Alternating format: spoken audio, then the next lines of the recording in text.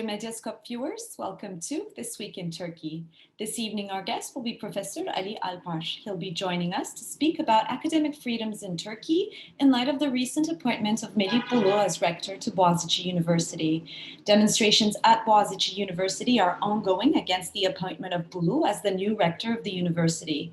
The protests by students and academic staff alike are occurring on the grounds that he comes from outside the ranks of the university and his academic credentials are questionable. Protests have been taking place at the Boğaziçi University of Istanbul. This week, thousands of people outside the university campus in Istanbul protested for the government-appointed university rector to resign. Among the protesters, there were not only students but also university academics, in solidarity with the students. Other universities in various cities across Turkey also held walks and protests to show support and reaction. There was heavy police presence around the university campus, and 24 students were taken into custody during the protests. Out of the 24 detained students, 2 were sent to the court for arrest. The remaining students were released under judicial control. The police used tear gas, water cannons, and rubber bullets to break up the protests. The protests are related to the controversial appointment of a new university rector by a presidential decree by President Recep Tayyip Erdoğan, issued on January 1st. Melih Bulu, who stood as a parliamentary candidate for Justice and Development Party in 2015, has been appointed to be the new Boğaziçi University rector. On the same day, through the president's right of appointing university rectors, 4 other universities of Beykoz University, Pamukkale University, Antalya Bilim University, and Çağ University have been appointed a new rector by President Erdoğan.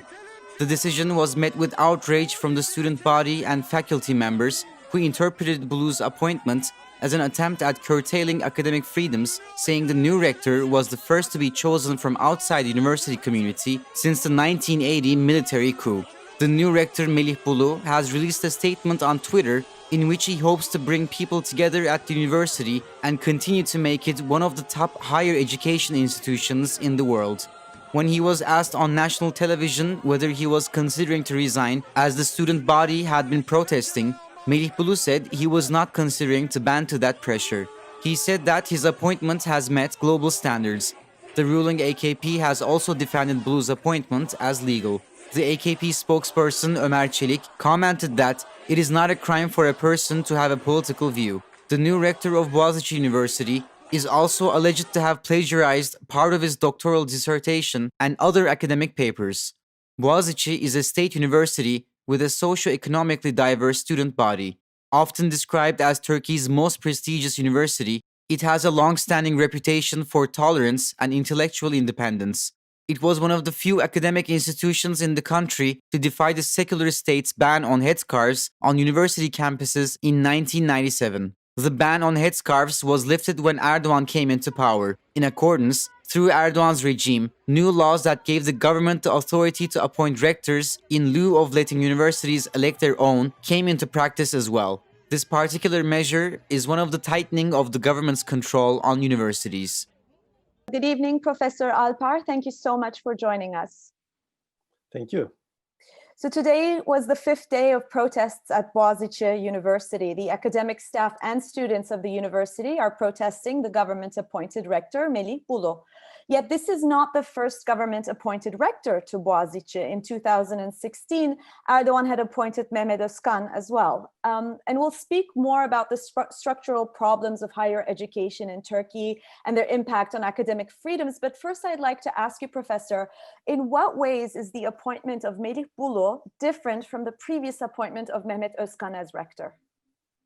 Well, let me draw a wider framework, because the current situation is highlighted by what's going on at Boğaziçi University.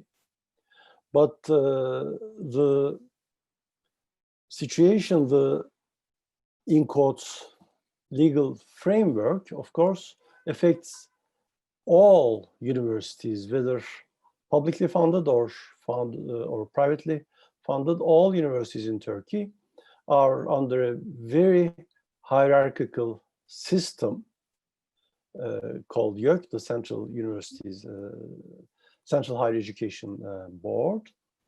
And in 2016, there was a decree with the power of law,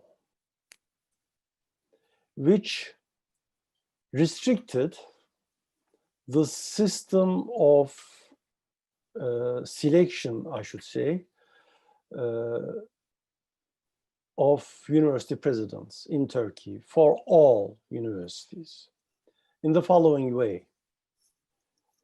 Before 2016, the strictures of YÖK had been expanded a little bit by the efforts of universities, led by, first example being generated by the efforts of Boğaziçi University. Because the whole system of YÖK was set up by the 1980 military coup. And under this setup that was the first, historically the first time that Boğaziçi University had been appointed a president without consultation by any members of the university. And following that, there was a period where all universities were governed by such appointed rectors. In 1992, I believe, Boğaziçi University was the first among Turkish universities to negotiate with the then government and with the Central Universities Board to expand the system such that the universities, with their own procedures, would select 3 candidates for presidency, which they would submit to YÖK, and then YÖK would approve one of them. And then the situation was that YÖK would usually appoint the first choice of the university, and the method of selection by the universities, in all cases for government-funded universities, state universities, was by vote of the faculty. But the important point is not whether the selection is made by a vote or a search committee or whatever. There are different ways, but in any case, each university, of course, should have the primary say in determining its president by its own traditions. Okay, and the system was expanded to allow that in 1992. Coming back to more recent history, in 2016, a government decree with the power of law, we have these ways of changing the law, unfortunately, at present in Turkey. So with this decree, it was foreseen that YÖK would bring up a list of 3 candidates for presidency of any university, and the president would appoint one of them, or if he didn't choose to appoint any of those, the president could appoint his own selection. That applied to all state universities, and for foundation universities, the system was, instead of YÖK, the boards of trustees would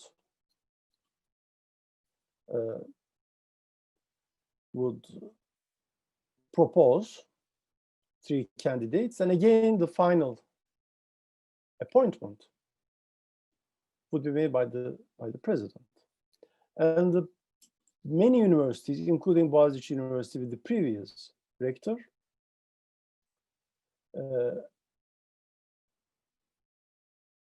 tried to find a compromise. Even though in 2016, after that adjustment to the rules,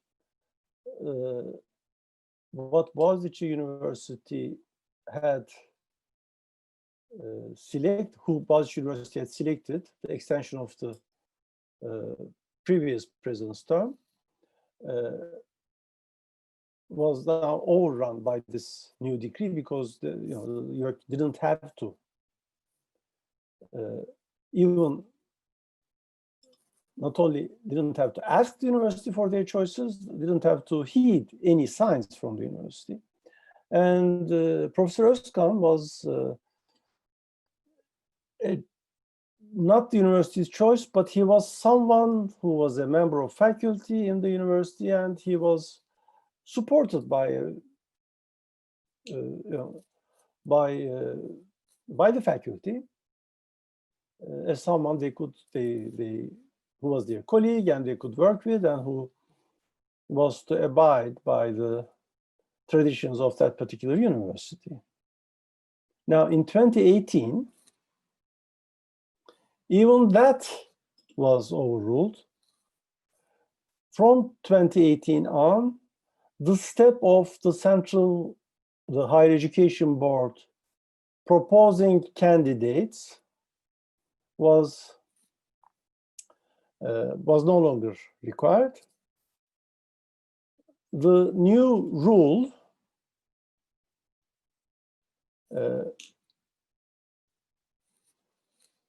put this into operation, that the president, on his own, would appoint the rector of any state university, and again on his own, though the boards of trustees can recommend candidates, again on his own, he would make appointments of the president to any privately funded university as well.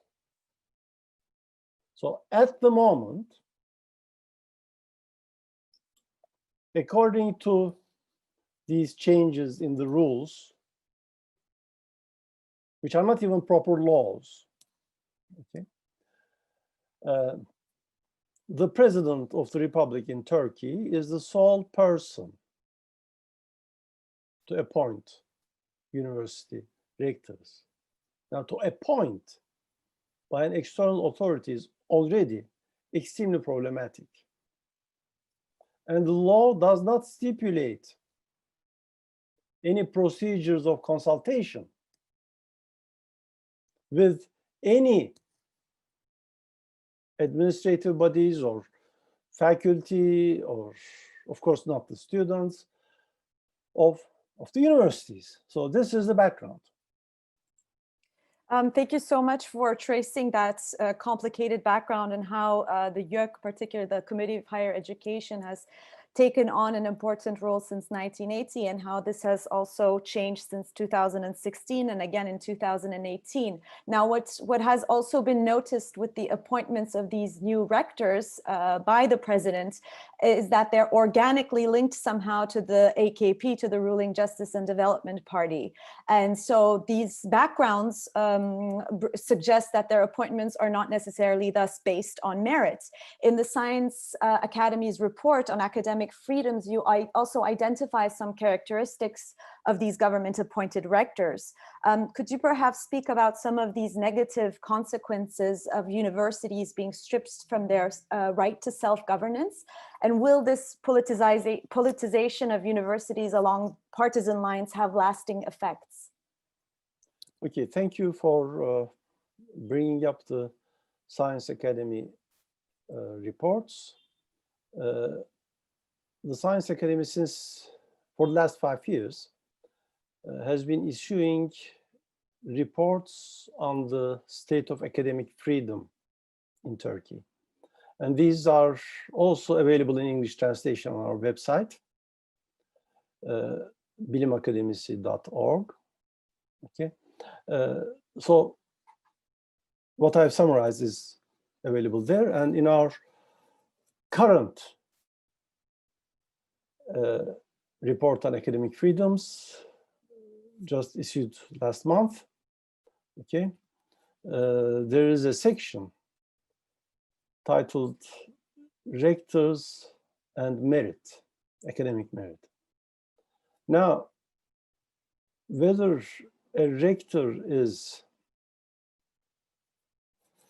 has ties with a political party is not the primarily important point. That may be secondary if it really did not play a role. And what played a role was the academic capacity, the academic merits of a particular rector. A simple measure of academic merit is whether a person, a scientist, a scholar, an academic, has produced research which has been published after proper peer reviewing in appropriate academic journals. Now, there's a lot to be qualified, and I'll come back to that if I have time. But solely on the quantitative basis of how many papers a university president has published, there is I don't remember the actual numbers, you may dig them up, but there's a significant number of university presidents in Turkey's universities, not in the front-running universities like Boğaziçi, of course, but there's a significant number overall who have a zero record of academic publication. Okay? And there's another large fraction, significant fraction of Turkish university presidents who have some publications with zero citations. So these publications have not been regarded as worthy of attention, of significance by the international academic community.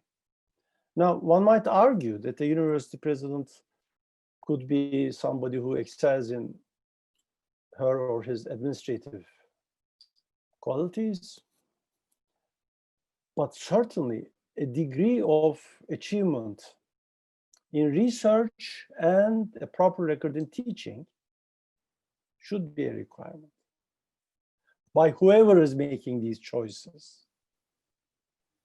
And that is not the case. Mm-hmm.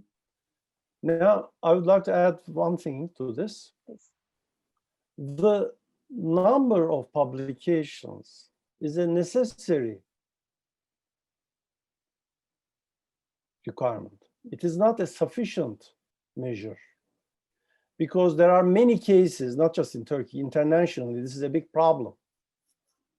There are many academics with numerically bloated academic records, large numbers of publications, and even large numbers of citations to their work, but the quality of the work is not significant. In the good cases, this may be because the work reports routine and important results, like measurements of the properties of certain materials, or statistics for clinical statistics for medical faculties, which are useful, so people cite them, but they do not involve any creativity, any original contribution. Mm-hmm. Okay, that's the good explanation for high citations.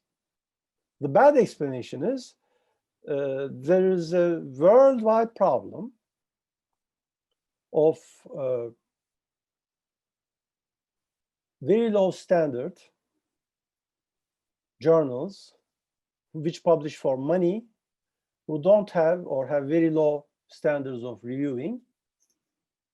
And these serve in many countries of the world, including Turkey, for people to promote their careers by saying, you know, see how many publications I have. So what's the answer to that? The answer is quality requires actual studying evaluation of a person's academic record, what he or she has done, what they have said, is it really important in some way? Okay, and that is relevant because the current appointee to Boğaziçi University does have, as I understand from his declarations to the press, have a record of publications, but there are also questions about those publications, and I don't want to go into detail because I'm not in a position to. I haven't looked at those publications, okay? But it is very easy for experts to look and judge. This I should underline.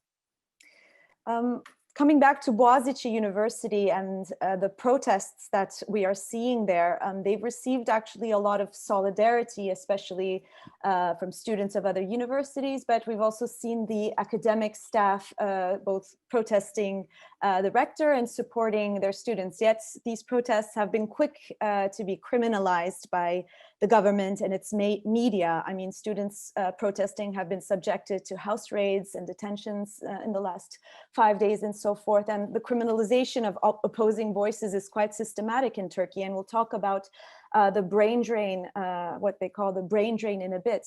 Do you think getting organized is important? I mean, in what other ways can academics and students express their dissent, and how can protest extend to yield results in order to restore integrity to the academic profile of Turkey? Well, I think academic freedom is very closely linked with democracy. Just like freedom of expression, which is an integral part of academic freedom, and freedom of the press and other basic democratic freedoms. So any peaceful expression of opinion,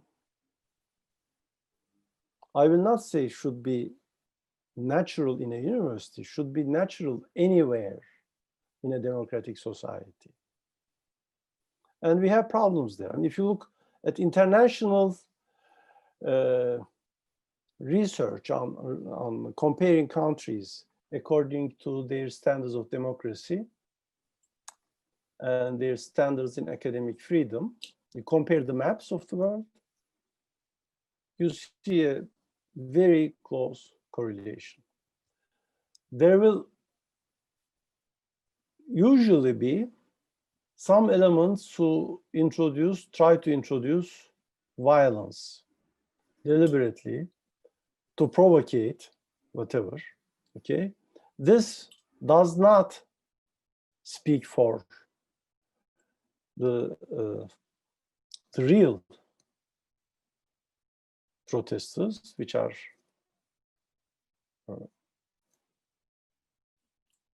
very much in their right, Boğaziçi University, but it does serve by how to say, by the proponents of lies, okay, post-truth, as we see in all over the world, to deliberately not report what is being said, or deliberately not answer the questions that are put,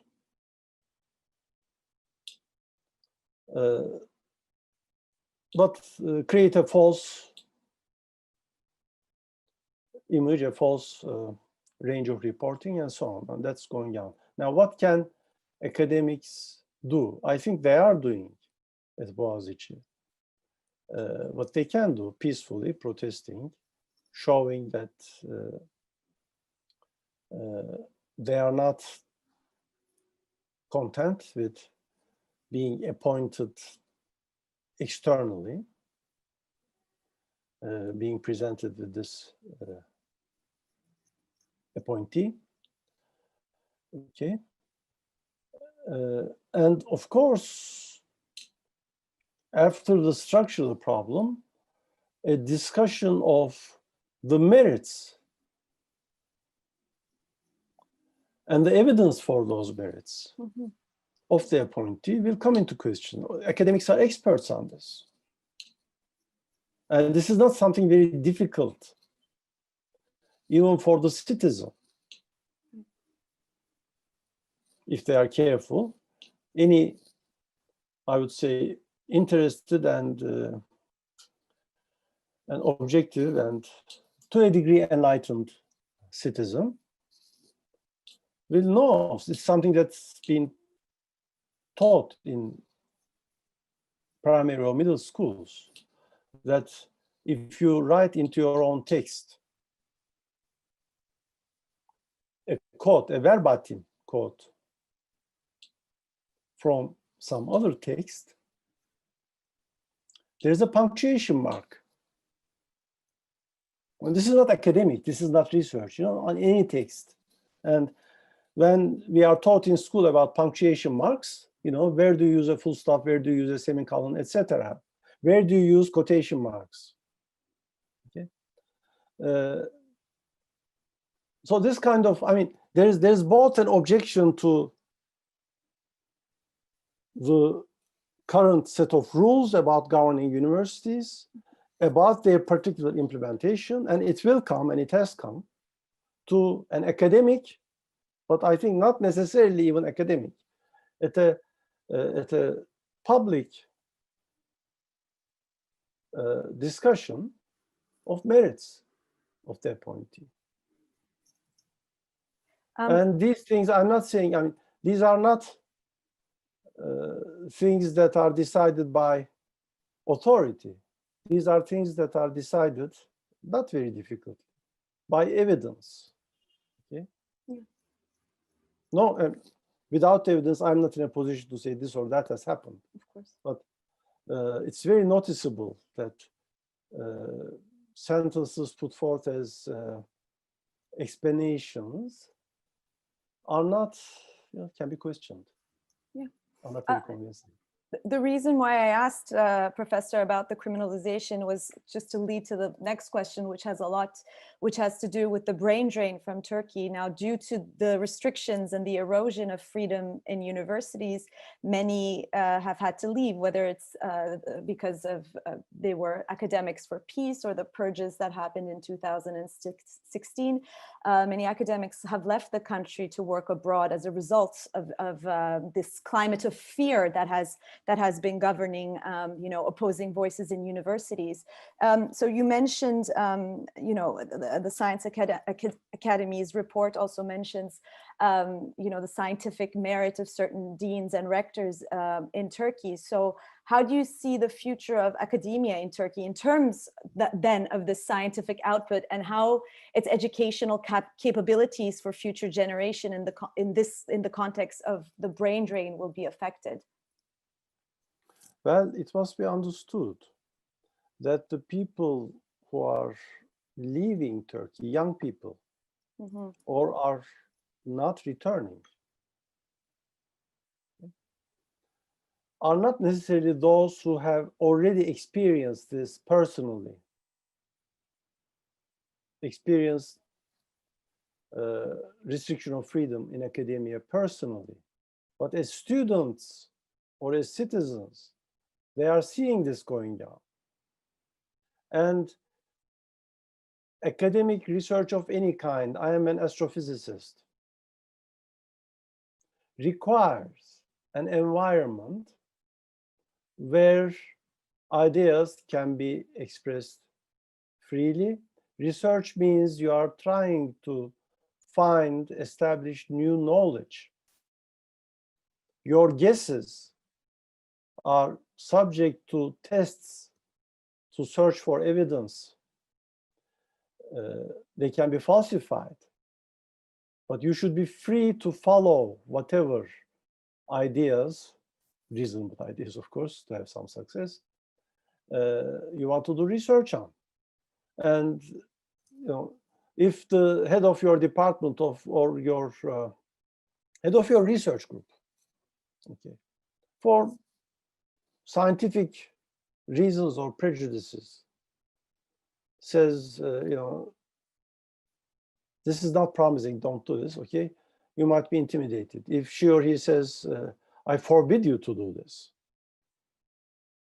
that's very bad. Now it goes beyond the authority in academia, something within the country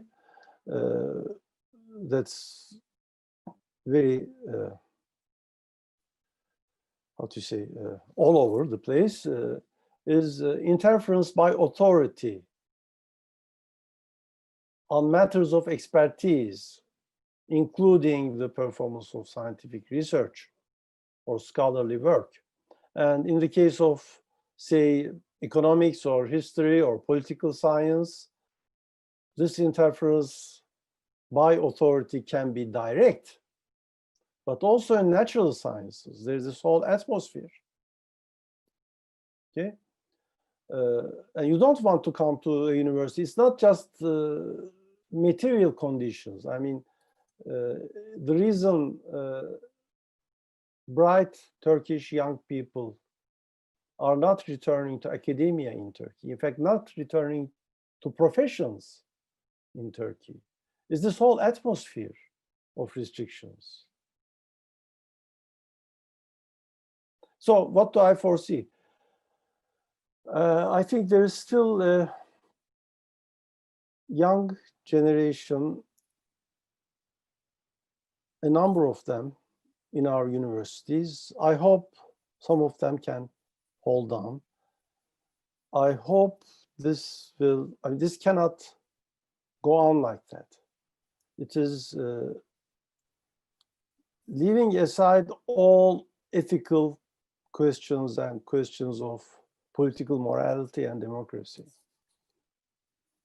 From a purely pragmatic point of view, it's sabotaging the country to interfere with the best institutions of higher education and scientific research. And the final thing is, even to understand what is going on in science and technology and in social science, everything in the world, every country has to participate in this effort in a real way to some extent. It is impossible to import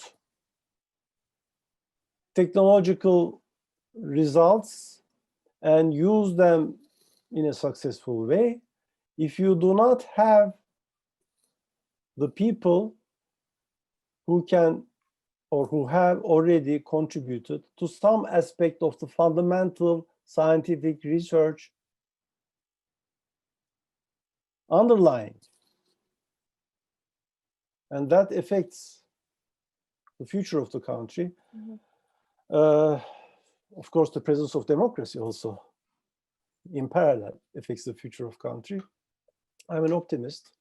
I hope in the middle run, at least, without further damage,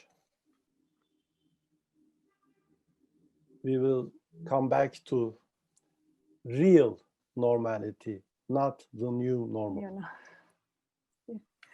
Professor Ali Alpar, thank you so much for having joined us today. Thank you. Thanks for having me. Objecting to the certification of Joe Biden's victory in the 2020 U.S. presidential elections, supporters of U.S. President Trump stormed the U.S. Capitol Hill. As a response to the violent protests taking place in front of the U.S. Congress, Turkey's government called on all U.S. parties to maintain restraint and prudence. The U.S. Capitol in Washington, D.C. was placed under lockdown on January 6th after a massive crowd of Trump supporters stormed into the building and looted the Senate chamber and offices in an attempt to overturn the election results. Shortly after Capitol Hill was evacuated, a citywide curfew was put into place to restore safety. At least 4 people died in the attack, including one woman who was shot inside the Capitol building. In response to the scenes of Trump supporters storming the Capitol building on January 6th, Turkey has urged all parties in the US to use moderation and common sense. Releasing a written statement regarding the violent protests, Turkey's Ministry of Foreign Affairs said, We are following with concern the internal developments happening in the US following the presidential elections, which culminated in the Capitol Hill building being breached by protesters today. We call on all parties in the US to maintain restraint and prudence. We believe the US will overcome this internal political crisis in a mature manner. In accordance, Turkey's parliamentary speaker Mustafa Şentop has also tweeted, "We follow the events in the USA with concern and invite the parties to calmness. We believe that problems will always be solved within law and democracy. As Turkey, we have always been in favor of the law and democracy, and we recommend it to everyone." Regarding the profiles of the people who caused the scenes of chaos at the US Capitol Hill, Gönül Tol stated the following. In fact, this is a complex profile. One group of Republicans are said to be militarists and extremists. It is certain that there are right-wing extremist groups present, but along with that, there are also mainstream Trump supporters who have voted for Trump and actually think that the election has been stolen due to fraud. And the question right now is, how will these mainstream people face trials? Very few people have been arrested. In comparison to thousands of people who were arrested during the Black Lives Matter protests in June, less than 20 people were arrested during these demonstrations held by the majority of Trump supporters. What makes this even more complicated is that the group who entered the Congress consists of diverse profiles. There are both extremist groups and mainstream pro-Trump groups who genuinely believe that the elections have been stolen. After the New Year's Eve lottery prize, which stood at 75 million liras, was not claimed, thousands of social media users initiated a campaign to ask the government to reallocate the money to SMA patients rather than the Turkish Wealth Fund.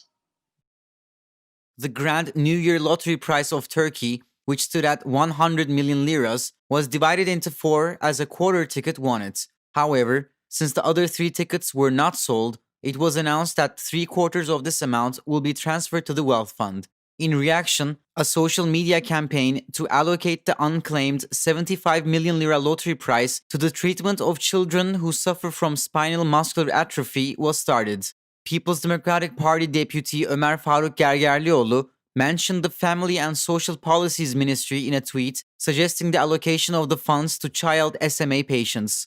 The 75 million liras transferred from the National Lottery to the Wealth Fund should be spent on SMA patients. These babies and kids are dying, Gergerlioğlu said. The cause quickly spread on social media with a hashtag that translates roughly to "Give the prize to kids with SMA," with opposition politicians and thousands of social media users supporting it. However, this social mobilization received a backlash from the government. Health Minister Fahrettin Koca's press release from January 3rd dubbed the efforts to reallocate the funds a dirty campaign and discouraged the public from supporting it. The minister said that there isn't a single SMA patient who can't receive treatment in Turkey and that the state has covered expenses for every single SMA patient. The minister further said that these campaigns are displays of fake heroism and that the issue goes beyond the boundaries of morality and makes the state look weak. Spinal muscular atrophy, or SMA, is a neuromuscular disease that causes gradual wasting of muscles. The first type is the one that affects babies in the first months of their lives. The disease is treated either with a drug called Spinraza that is administered every 4 months, or with a gene therapy called Zolgensma, which is a one-off cure for babies under the age of 2 or below 21 kilograms. The gene therapy, despite being added to the foreign medicine list by Turkey, is not covered by the state-run Social Security institution, rendering low and medium-income families much more desperate as they cannot afford it.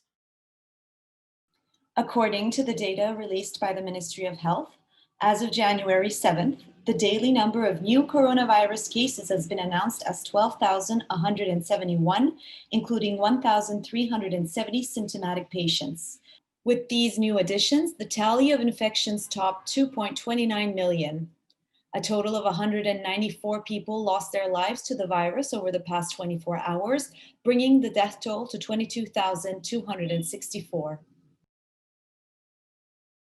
Various artisan associations, hotel and tourism workers syndicates, and the Istanbul Chefs Associations released a press statement on January 5th in the Kadıköy district of Istanbul. The participants stated that they were simply unable to get by due to the closure of businesses in the tourism and entertainment sectors since November 20th, as preventative measures were implemented to curb the spread of the pandemic. The statement read that the support provided by the government for workers in these sectors during closures of the first and now second wave of the pandemic remained insufficient for them to survive, convicting them to starvation. The participants demanded more aid or the reopening of their businesses. And now for the economic developments of the week. Turkey saw a 14.6% annual hike in consumer prices in December 2020. The annual inflation rate rose 0.57 percentage point in the month, up from 14.03% in November, according to the Turkish Statistical Institute. The Consumer Price Index also saw a 1.25% monthly increase, it added. The highest annual price increase was recorded in miscellaneous goods and services, transportation, and food and non-alcoholic beverages with 28.12%, 21.12%, and 20.61% respectively. Moreover, a 6% jump in electricity prices, 1% for gas prices, and 25% for bridge and highway tolls was put into effect on the first day of the new year. The tolls on the main two Bosphorus bridges that connect Asia and Europe in Istanbul have been increased from 10.5 Turkish liras to 13.25 Turkish liras. Similarly, the Yavuz Sultan Selim Bridge, also known as the third bridge over the Bosphorus Strait, saw tolls jump from 21.9 Turkish liras to 27.5 Turkish liras. Meanwhile, the Osman Gazi Bridge, which links the city of Gebze to the Yalova province via the O5 motorway, saw a price hike from 117.9 Turkish liras to 147.5 Turkish liras. Similarly, the toll of the Izmir-Istanbul highway rose from 292 Turkish liras to 367 Turkish liras. The special consumption tax on alcoholic beverages and tobacco products have been increased by 17%. Under nearly 19 years of the Justice and Development Party rule, prices of alcoholic drinks have been increased by about 1,800%, mostly through taxes. Mediascope asked citizens how they evaluated the price hikes. I see this as a disaster for the country. People are desperate for bread these days. These hikes are going to render already difficult living conditions to become unbearable. This has to end. And the only way this will end is through elections. People who want to consume alcohol should be able to without a problem. Such exorbitant price hikes should not have been made. I live with my daughter and I can barely get by. I work as a sales consultant and earn minimum wage. I have no social activities and I am able to only survive with that money. I don't know how this cycle is going to end. I am worried about the future of my daughter. We have no social life. We are people who account for every lira we spend. The situation is heartbreaking.